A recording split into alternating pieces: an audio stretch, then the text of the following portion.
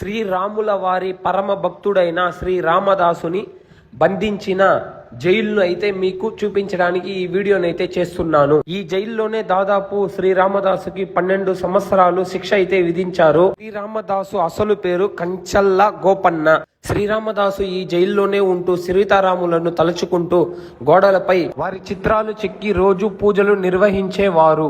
శ్రీరామదాసు కట్టాలనుకున్న ఆలయానికి డబ్బులు సరిపోకుండా తను వసూలు చేసిన శిస్తు నుంచి కొంచెము ఆ ఆలయానికి ఉపయోగించాడు. ఇది ఎలాగో నవాబు గారు తెలుసుకొని శ్రీరామదాసుకు 12 ఏళ్లు జైలు శిక్ష విధించారు.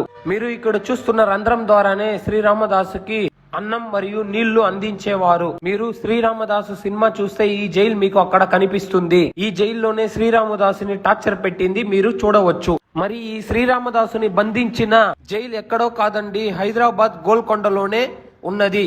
మీరు మీ ఫ్యామిలీ ఫ్రెండ్ హైదరాబాద్ కి విజిట్ చేస్తే ఒకసారి గోల్కొండను కూడా విజిట్ చేయండి. ఇక్కడ ఎంట్రీ జస్ట్ 25 రూపీస్ మాత్రమే. ఇట్లాంటి యూస్ఫుల్ ఇన్ఫర్మేషన్ కోసం మన పేజ్ ని అయితే ఫాలో చేసుకోండి.